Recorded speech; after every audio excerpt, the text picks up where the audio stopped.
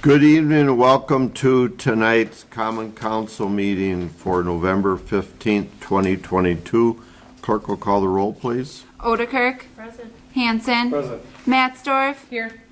Gilson. Here. Hildebrand. Here. Wilson. Here. Shilsky.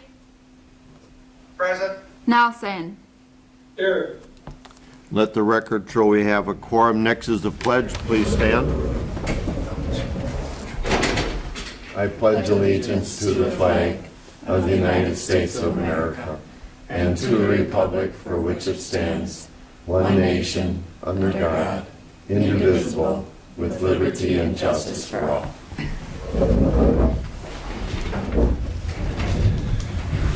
Next item on the agenda is the consent agenda. The chair will entertain a motion. Motion to approve. Second. We have a first and a second. Any discussion? Clerk will call the roll on the consent agenda, please. Nelson. Yes. Hildebrand. Yes. Matzdorf. Yes. Wilson. Yes. Odekirk. Yes. Hanson. Yes. Shilsky. Yes. Gilson. Yes. Motion carried. Thank you. Item 4 is the audience portion. We'll wait 1 second to check on that just in case. And tonight, no one has signed in. We do appreciate it when people sign in and tell us what's on their mind. Item 5 is not needed. No items were removed from the consent agenda. Moving on to item 6, I declare a public hearing open for resolution number 9, resolution adopting the annual budget, making appropriations, and levying 2023 property tax. I'll ask our city administrator, utility manager, Tim Blakesley, to give us a brief summary, and then the chair will recognize any other individual that wants to address the council on the resolution. Tim? Sounds good. So the Finance and Personnel Committee reviewed the draft of the 2023 budget during 3 budget work sessions in September and October. So during these work sessions, we discussed services projects, the tax levy, tax rate, and utility rates. So I'll just do a brief summary here. The first few pages of the budget document for any interested residents, I think, provide a really good sample of what the budget document includes. So if you have neighbors that have questions, I would really encourage them to at least take a peek at the first 2 or 3 pages of the budget document. As they have detailed questions, they can dive in. So as part of the 2023 budget, we are requesting a 3.64% levy increase. That's approximately $164,000. Because of the revaluation project, we'll have a 20.39% tax rate decrease. That's 7.21 per thousand to 5.74 per thousand. But as a result of that revaluations project, most folks' properties went up. So what I would say is a homeowner who previously last year owned a home at $155,000 is now valued at approximately $200,000. So that's an average homeowner in Plymouth. That property owner would see a property tax increase of approximately $3.35 per month. So that's $40.15 per year. So city staff was trying to kind of balance the need for city services with the increased cost of inflation and obviously the impact on residents' bottom line. So trying to create a nice balance there for the city moving forward to create a budget. We are projecting a 3% increase to water and wastewater utility rates. Primarily, this is to keep up with the inflation costs in materials, particularly treatment chemicals. As part of the budget, we have a 3% employee wage increase. This also includes the new police union contract. Employee compensation does include a $1,000 stipend, which is prorated for part-time staff. This stipend does not have a levy impact. It's based on a transfer from the health fund, which has been funded by employee claims, and claims have been lower than normal. So it's really partially because employees have been very healthy that this transfer is being made back to the general fund. So that's how that is being funded. We do have several targeted increases for budgeted select positions as part of the budget for market competitiveness and wage separation. The annual wage resolution will be considered an upcoming meeting, but these wages are built into the budget that you have tonight. The only really addition since the budget work session is inclusion of underwriting process for the state health insurance plan. That's something that the city has been considering for a number of years. We've had several very good claim years in a row, so we think it's a great time to go kind of investigate that state health insurance underwriting process. And then we'll compare the state plan versus our self-insured plan. The only other notes I would make as part of the budget, we are increasing our capital project contribution from $916,000 to $1.2 million this year. We've tried to keep an average capital project contribution of around $1 million per year to keep our capital equipment in line, keep our roads in good shape. So we're trying to get that number back up to where it needs to be. Our debt service payment this year is approximately $553,000. It'll increase one more time next year before it starts dropping. So that'll be a benefit to the community.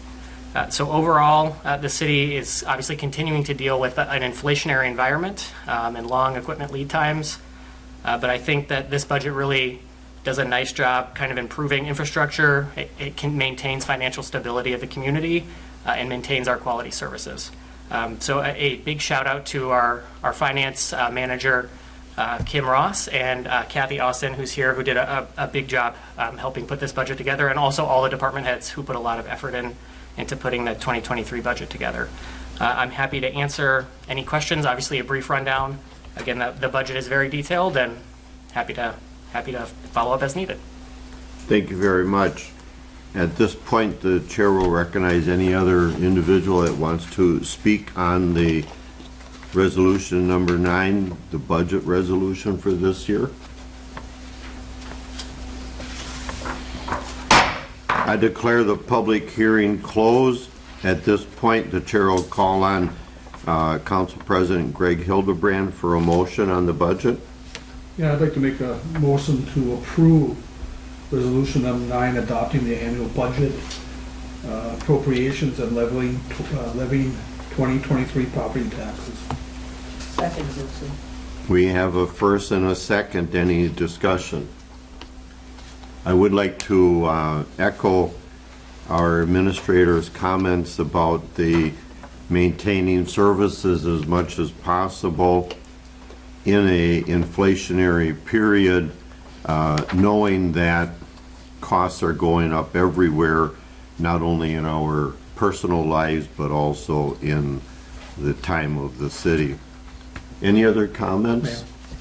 Alder Hildebrand. I would just like to thank our new administrator, Tim, as well as including all the people and all the heads into this budget and having such a great team effort on it. Thank you. Good, correct. Thank you. With that, clerk will call the roll, please, on the 23 budget proposal. Hanson, Yes. Matzdorf, Yes. Shilsky, Abstain. Wilson, Yes. Gilson, Yes. Nelson, Yes. Odekirk, Yes. Hildebrand. Yes. Motion carried. Thank you. Moving on to item 7, new business. Item A, discussion and action on hours of office operation. I'll call on City Administrator Tim Blakesley for a short description, please. So the city and utility use summer hours, April through October each year. This was originally implemented in 2019. When it was originally implemented in 2019, there was discussion of making it permanent at the time, but staff wanted to, double check and make sure the community didn't have any pushback. So we presented this to the Finance and Personnel Committee at the last meeting. It received unanimous recommendation to make these the full-time hours of the city and utility buildings. They are noted in the staff memo below. So City Hall, 7:30 a.m. to 4 p.m. Monday through Thursday, 7:30 a.m. to noon on Friday. And City and Utility Office, 7 a.m. to 4 p.m. Monday through Thursday, and 7 a.m. to noon on Friday. Staff would still maintain a 40-hour work week. So at this time, staff recommends the Common Council approve the updated hours of operation as presented. Thank you. Chair will entertain a motion so we can discuss.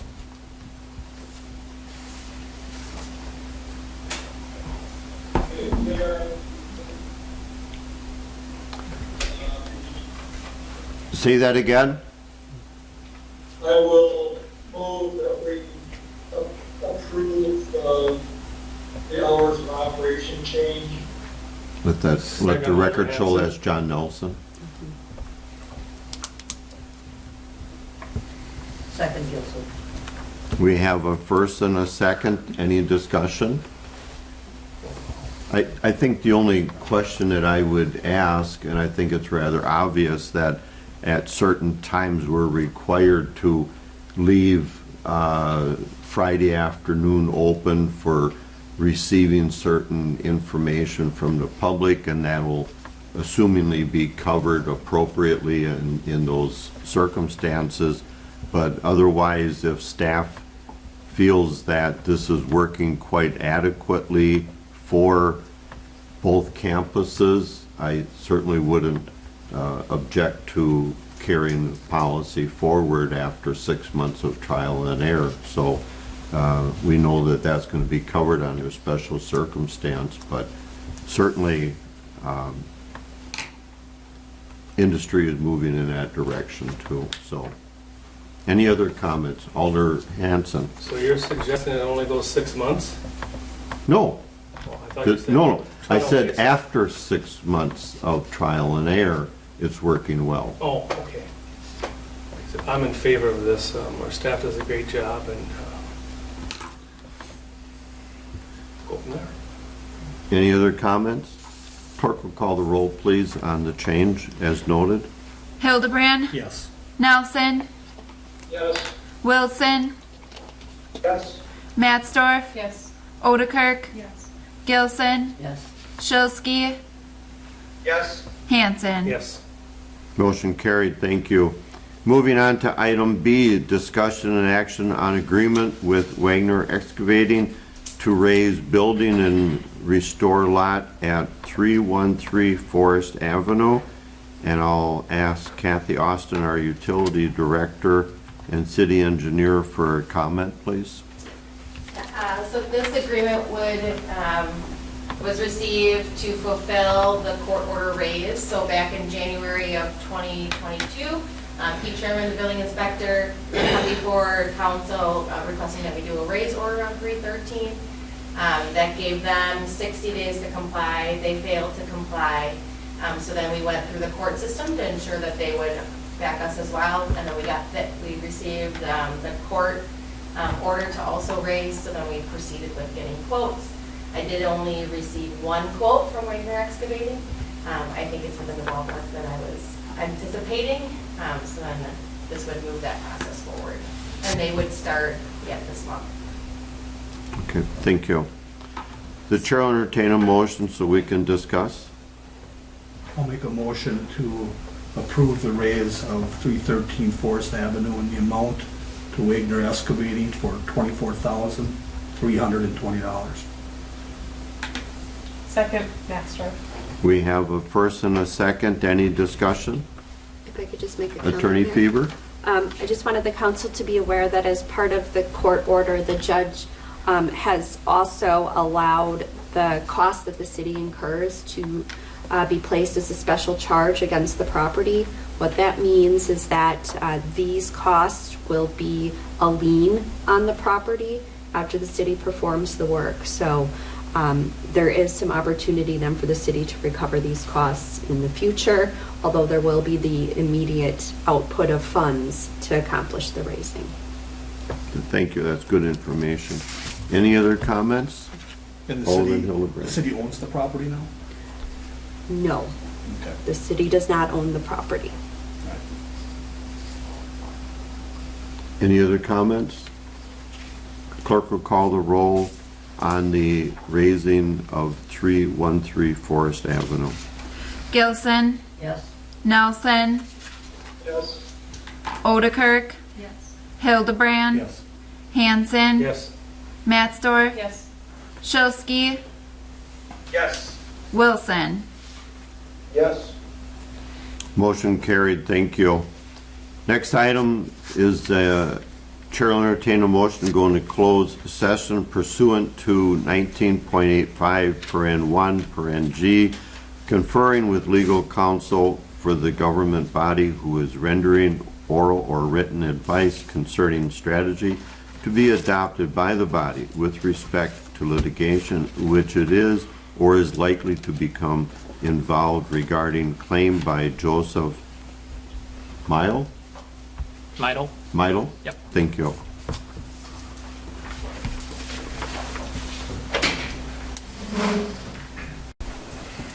Let the record show that we're now back in open session. Next item on the agenda is discussion and possible action on the closed session item. Alderman Hildebrand. Yeah, I'd like to make a motion to deny claim of Joseph Mendel. Do we have a second? Second. We have a first and a second to deny a claim as stated. Any discussion? Clerk, call the roll on the motion, please. Wilson? Yes. Shilsky? Yes. Matsdorf? Yes. Hanson? Yes. Hildebrand? Yes. Odekirk? Yes. Nelson? Yes. Gilson? Yes. Motion carried. Thank you. Chair, entertain a motion to adjourn. I move we adjourn, Wilson. We have a first and a second. All in favor, say aye. Aye. Opposed? Ayes have it. We stand adjourned. Thank you for your patience this evening.